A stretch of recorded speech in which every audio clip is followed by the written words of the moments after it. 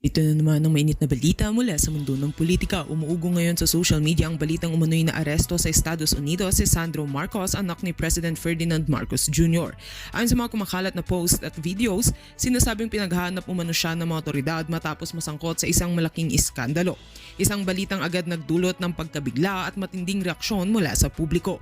Gayunpaman, batay sa mga beripikadong ulat at fact-checking, wala ang anumang opisyal na kumpirmasyon mula sa mga otoridad sa Estados Unidos o sa pamahalaan ng Pilipinas na nagsasabing na aresto o pinaghahanap si Sandro Marcos. Sa katunayan, ang ganitong mga pahayag ay lumalabas na nagmumula lamang sa mga hindi mapagkakatiwalaang sources tulad ng ilang viral videos at posts sa social media. May mga naunang kontrobersiya at aligasyon na ibinabato laban sa ilang miyembro ng pamilya Marcos, kabilang ang mga isyu sa politika at umano'y anomalya, ngunit marami sa mga ito ay hindi pa napapatunayan at patuloy na pinagtatalunan. Ayon sa mga ulat, may ilang aligasyon na itinanggi mismo ng kampo ng mga Marcos at tinawag na walang basihan o bahagi ng political attacks. Sa gitna ng paglaganap ng ganitong balita, muling pinaalalahanan ng publiko na maging mapanuri at huwag agad maniwala sa mga breaking news na walang malinaw at opisyal na pinanggagalingan. Mahalaga ang pag-verify ng impormasyon mula sa lehitimong news organizations upang maiwasan ang pagkalat ng maling balita at mapanatili ang katotohanan sa gitna ng mabilis na daloy ng impormasyon online. At yan nga ang mga balitang ating pagkakatutukan, at kung bago ka pa lamang sa aking channel ay huwag kakalimutang mag-like, share and subscribe para updated ka sa mga bagong balita dito sa Tatak Pinas.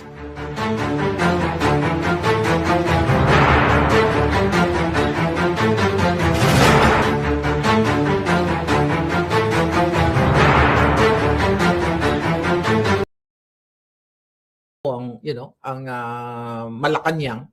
But anyway, okay. Now, okay, so eto yung ako kasi may nag-message sa akin na hinahamon ako, okay? Hinahamon ako ni Mr. C. Okay, na aakyat sa aking vlog. Ba't naman kita paaakyatin? Alam ko naman. Okay? Alam ko naman na kaya ka bumaliktad dahil natakot ka, di ba? Anong usapan natin? I'm not gonna say anything about you. Just do your thing. Kung gusto mo mag-promote sa kaputahang tourism ni Bangag, di ba? Kung yan ay binabayaran ka, kayo ni Mr. ni kababayan ko yan eh. Okay? Ni Mr. E. 'Di ba? Nakakalungkot lang kasi 'di ba ang hirap 'di ba mga palangga, ang hirap ipagtanggol ang bangag Hindi ba kayo napapagod? Hindi ba kayo napapagod na kailangan niyo ipagtanggol si Bangag Jr., si Lisa Tanas? Kailangan sabihin yung maganda ang putang inang Lisa Tanas na mukhang Chucky, pareho sila ni Clarissa Castro. 'Di ba? Dahil kailangan ninyong kumita, kailangan ninyong bayaran. Yun yung pagkakaiba natin. Wala kayo nun. Kasi hindi ako nangingi. Ako pa nagbibigay sa inyo. Panggamot nyo. Hindi ko yung sinusumbat. Kaya lang, tinitira nyo ko. So, kailangan ko sumagot. 'Di ba? Ako pa nagbibigay ng panggamot nyo, pangkain nyo. 'Di ba? Pag naglalambing kayo sa akin, palibasa, madali akong mabudol. Pagdating sa ganyan, kasi maawain ako. Pero it's okay lang. Ang importante, nakabili kayo ng gamot during that time, nakakain kayo, naitawid ko kayo sa gutom during that day. But don't me. Dahil totoo sinasabi ko. 'Di ba? Ang sabi natin, wala tayong pakialaman. Basta ang sabi ko lang, naintindihan ko kasi tagutom kayo sa Pilipinas, jobless kayo, pero wag naman kayo magpakalat ng kasinungalingan. 'Di ba ang task sa inyo, sirain si Sara Duterte. Ako, nagtatanggol ako sa mga Duterte. Pero kapag meron, even in the past kay PRRD, mga gabinete niya, binobolja ko o kung sino, wala akong pakialam. Kasi wala akong panginayangan kasi hindi nila ako bayad. Okay? Magkakaiba tayong uri. Paano kayo nakaka-afford mabuhay? Galing ba sa MOOE ni Romualdez? Galing ba sa sa allowance ni Katrina Ponce? How can you afford? 5-star hotel in Thailand? How can you afford in the first place sa pamasahe? Kahit mura lang ang pamasahe sa Thailand. Sige nga, paano nyo? Diba? It's the same thing with the alputeras na mga jobless.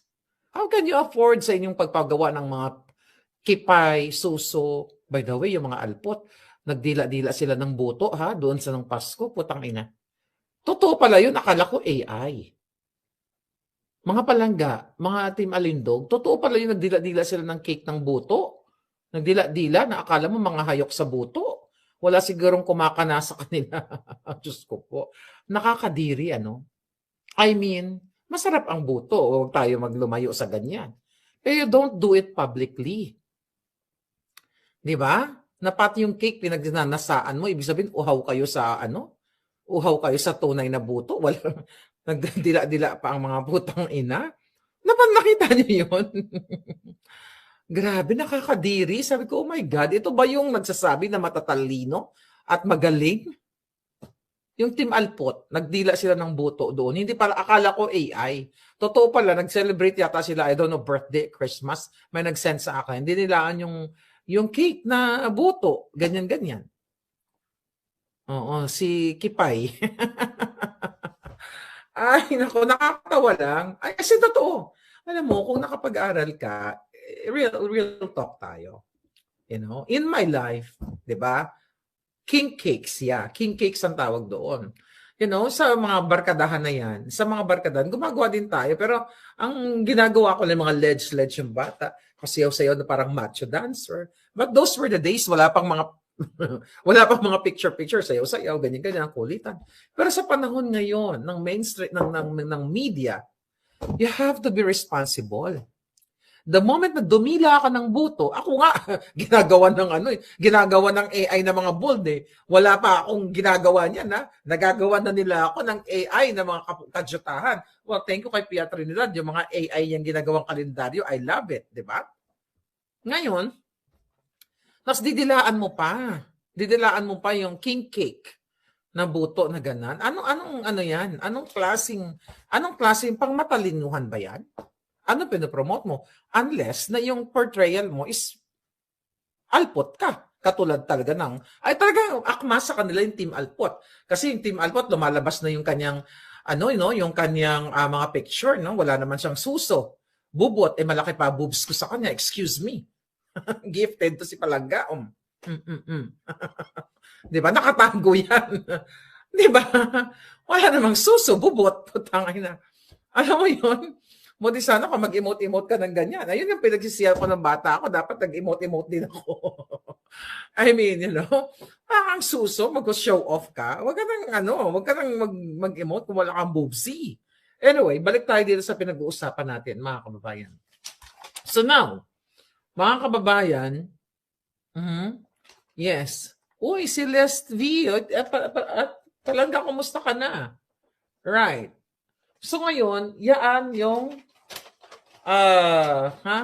okay. Yeah.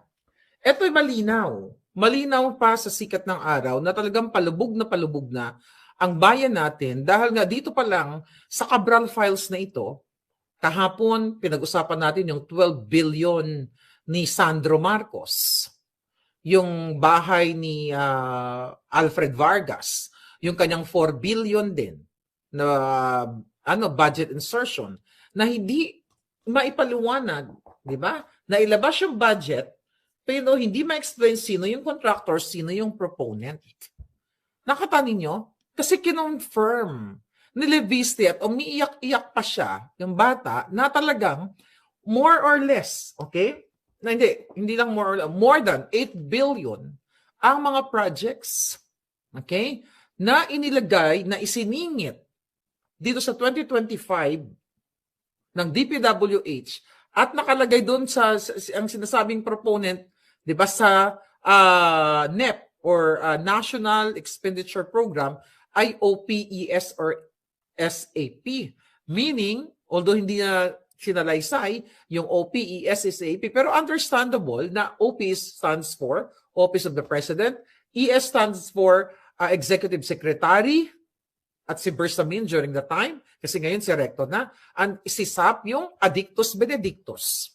Di ba na pawis pa ang kilikili niya sa kakajudik yung asawa ni Don Solveta, dahil pinangalanan niya ni Cathy Binag. Di ba? Until now, hindi naman mapailan-pailan ng kaso si Cathy Binag na sila ay mga adik kasi pag sa drug test pa lang, ibagsak na sila. Dahil magpapositibo talaga sila. Di ba? So ngayon, mga kababayan, sabi ko nga,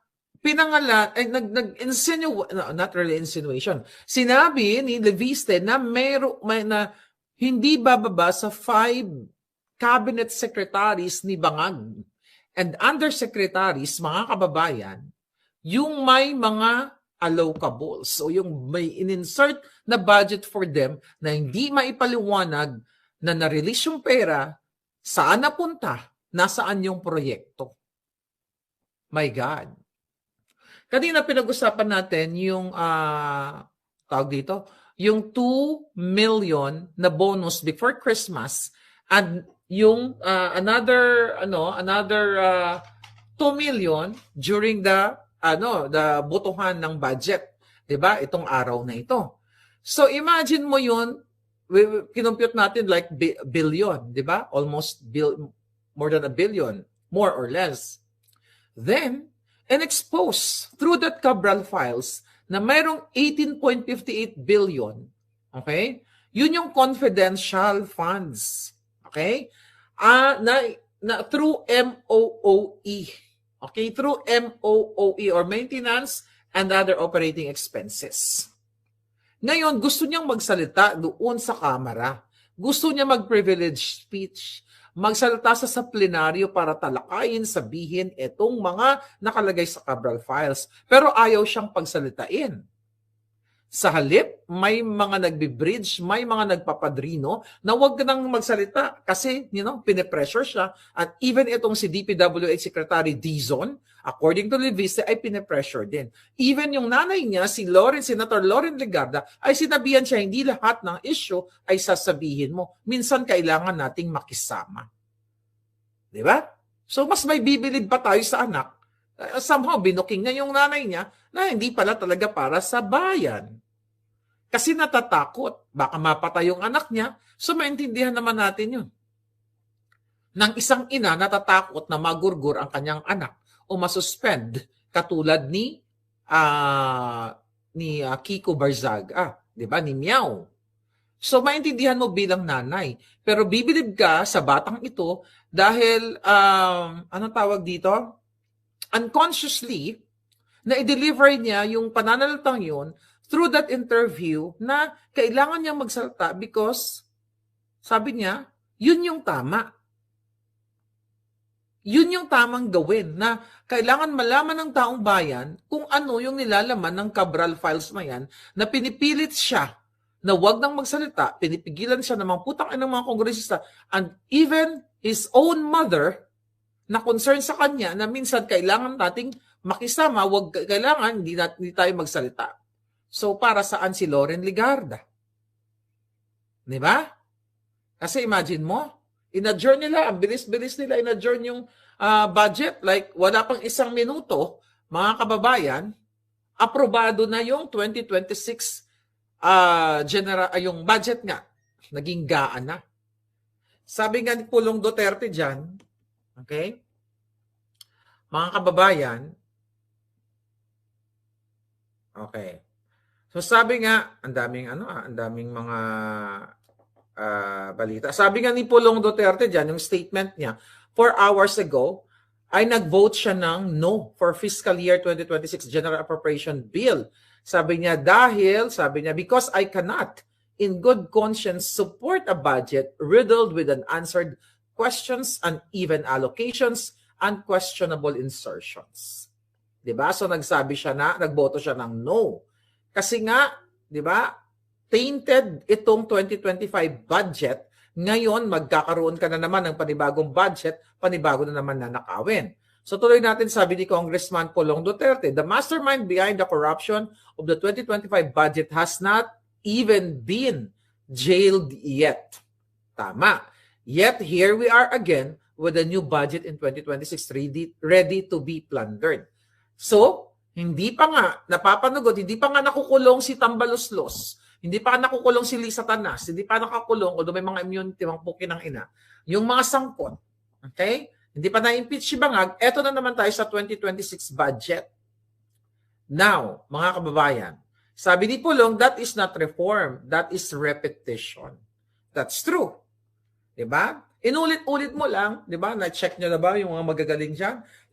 Nabusisi nyo na ba kung ano naman yung panibagong, budget insertion? Sabi ni Pulong Duterte, a national budget should serve the people, not reward impunity. Impunity. Transparency must come before approval, not after public outrage. How can we restore the people's trust if we repeat the same circus that was done in the last 2025 budget? Ganun na lang baka baba ang tingin sa atin o ang tingin natin sa pag-unawa ng mga Pilipino? Wala na ba kayong kabusugan? Kung hindi kayo marunong mahiya, sana naman marunong kayong maawa sa taong bayan. Until accountability is real and the process is clean, I will not legitimize a system that treats public funds as an open jar. Now, mga kababayan, so nag-vote siya ng no, di ba? So definitely, hindi siya nakatikim ng 2 million or maybe more than that na bonus, for voting yes. Well, di ba? Hindi naman siya nagboto ng yes. So nga, hindi siya binigyan ng 2 million. Dahil yan ang expose ni Leandro Leviste. Di ba? So ngayon, mga kababayan, sobrang talamak talaga ang pagnanakaw. Kaya naman, wala na silang pakialam sa inyo. Binababoy na lang kayo, ginagago na lang kayo. Ang dami-dami na nag-expose. Nag-expose na si Zaldico, nag-expose na si Mangga, na adik yung kanyang kapatid. Di ba? Ang sabi nga niya, mamahinga na tayo, umuwi na tayo. Ang dami niya, pati nga itong si Bongdasa, sinabi niya na adik. Di ba? At kinonfirm niya yung expose ni ni Agent Morales, ni Cathy Binag, at ang expose ko. Diba? Ano nangyari? Wala pa rin. Diba? Wala pa rin kayong ginagawa. Lumabas na itong Cabral files na pinatay na si Cabral o binuhay si Cabral o baka nasa Paris siya, hindi natin alam. Kasi sabi nga natin, walang wake, walang burol, wala tayong makitang ebidensya ng kanyang kabaong. I don't know kung may nakita kayo, di ba? So, ipinaliwanag. Hindi pinaliwanag. Inilabas ni Leviste itong 8 billion na kinasasangkutan ng Office of the President, ES, and SAP, yung tatlong yan. Kasama pa yung 110 million. Wala pa yung 100, although payat yun, 110 million kay Lisa Tanas. So, under pa rin yun ng Office of the President. Then, 12 billion kay Sandro Marcos. Kaya ganito kahirap ang Pilipinas. Kaya lagi na lang kayong kawawa. Kaya, wala talagang pagbabago. Dahil yung mga perang supposedly for social services para sa mga elderly, sa mga bata, pang ano ng mga bata, or yung mga zero billing, supposedly na kayong mga indigent, na kayong mga mahihirap, kapag kayo ay na ospital, di ba? Hindi nyo marirelease ang kabaong ng inyong mga pamilya hanggat hindi nyo nasisettle ang bills ninyo sa hospital. Na dapat kapag mahirap ka, talagang makita mo na indigent ka, sobrang yung marginalized or poorest of the poor, dapat yan ay gobyerno na ang sumasalo. Pero paano sasaluin ng gobyerno dahil yung mga billion o trillion na supposedly for social services ay napunta sa 300 plus na kongresista, 24 senators, thousands of undersecretaries, assistant secretaries, cabinet secretaries, Office of the Bangag President, Director, di ba? Napupunta sa kanila. Kaya kayo, anong ginagawa ninyo? Pag kailangan ninyo ng tulong, nagmamakaawa pa kayo, nagme-message kayo sa katulad namin. Like ako, vloggers, ang dami kong mga natatanggap na mga email, mga message na nanghihingi ng tulong sa mga hospital bill, di ba? Na ang ginagawa ko naman, fino-forward ko sa mga kakilala ko nasa gobyerno na hindi na dapat ko fino-forward yun. Dapat wala na kasi ang kakilala ka ni Marlica, kakilala ka ni ganito, di ba? Dapat ang approach ay national, general approach. Meaning, kung ikaw ay, poorest of the poor, indigent, OFW na wala nang pinagkikitaan, zero billing, lahat i-apply yun. Paano nga i-apply? Ninakaw na yung mga walang yan. Di ba nakita nyo? Yung balita kanina sa Billionaire, itong si Edvic Yap. May mga businesses sa Dubai, sa California, sa Netherlands. Di ba? Na dapat ito talaga ang mga ito ang binibitay oras na sila ay mapatunayan na sila ay nagnanakaw. You know what? Kanina, nung pinapanood ko si Leviste, umiiyak-iyak siya. Nakasama, according to him, na meron sa kanyang district, okay, na allocation na mukhang wala siyang alam based on that interview na sinasabi niya na around 1,200 street lights sa Tagaytay. Tagaytay through Nasugbo Highway. Okay? Inilabas niya itong New Rich General Contractor Services. At sinasabi niya dito na ang halaga ng contract is 280.8 million pesos.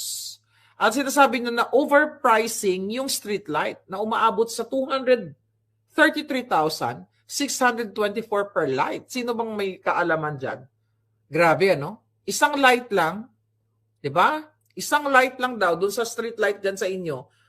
Kuha nga kayo ng picture and isend nyo sa akin sa Marlica Network at Proton Mail. Dyan sa Tagaytay, according to Leandro Leviste, umaabot sa 233,000 pesos. 233,000 pesos, isang ilaw lang. Okay?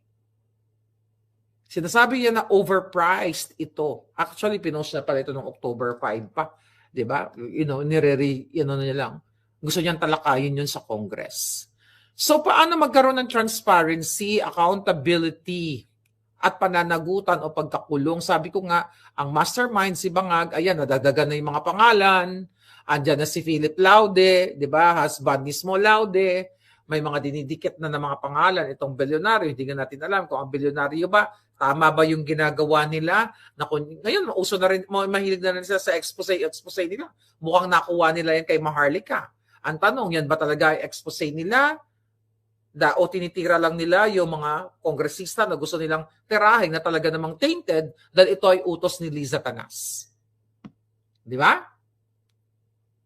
Kailan kayo sabi ko nga nakakalungkot no maging Pilipino diyan. Kailan kayo kikilos? 'Di ba? Dahil nga sabi ko nga yung mga dating galit na galit kay Marcos, yung mga millennial, mga Gen Z ba? Mga Gen Z na galit kay Bangag Jr. na bumoto kay Leni Robredo. Nasaan na kayo? 'Di ba? Ayaw niyong makialam. Kasi gusto nyo, katulad ni Trillanes, ayaw tigilan si Inday Sara na kailangan daw si Inday Sara ay managot, makulong doon sa 125 million pesos. We're talking 125 million na confidential fund. But tahimik sila sa 12 billion ni Bangag. Dito sa 8 billion na ngayon na bago, yung pinag-uusapan natin, tahimik sila sa 110 million ni Satanas, 50 billion, di ba? Maliban ba doon sa 12 billion na allocables, okay? Ni Sandro Marcos, mayroon pang 50 billion na in-expose ni Zaldico, di ba? Yung 50 billion, imagine mo, 100 plus billion actually. Then gusto nilang kailangan, sabi ng mga makakaliwang grupo, sabi ni Trillanes, sabi ng mga party list ng mga NPA, kailangan mawala, kailangan hindi maging presidente si Sara kasi siya ay nasasangkot sa 125 million confidential funds. Kung di gagago itong mga putang inang ito. Pero ayaw nilang panagutin si Marcos Jr. na pinangalanan at ang kanyang pamilya na more than 100 billion ang kinasasangkutan na hindi nga natin alam, baka hindi lang 100 billion, baka trillion pa. See that? So nasaan na kayo? Nasaan na sila? Well, ayaw nga nilang magsalita, mga kababayan. Kasi nga ang target nila ay si Sara lang. Di ba? Si Sara lang. Ano sabi ni Trillanes? Okay? Ayaw nang tatanan si Sara. Alam naman, ganun ka walang hiya itong si Trillanes at itong mga makakaliwang grupo. Tignan ko nga to. Right. Dami namang message. Okay? So anyway, mga kababayan, ayaw na panagutin daw si Sara. Imagine mo, mga bobo ba talaga ang to? Okay, sabi na fine. Wala tayong sisinuhin. Pero, na-cleared na. Okay? Naipaliwanag na ng COA na walang ninakaw si Sara. Okay? Pero ito maliwanag, ang Bangag administration, mga kababayan, na ayaw nilang magpa-imbestiga, pinipigil si Leandro Leviste, sinuspend si Congressman Miao dahil in-expose niya, nag-expose din ang pagnanakaw ng mga bangag. Now ngayon nakatutok ang Bangag administration, kino-question nila yung legality ng pagkuha ng mga files na yan. They don't care about that multi-billions na expose through that Cabral files na nininakaw sa Kabanambayan. Hindi sila concerned. Ang pinaiimbestigahan nila kung paano nakuha yung mga files na yan. Kasi ang kanilang depensa dyan, kahit na yun totoo,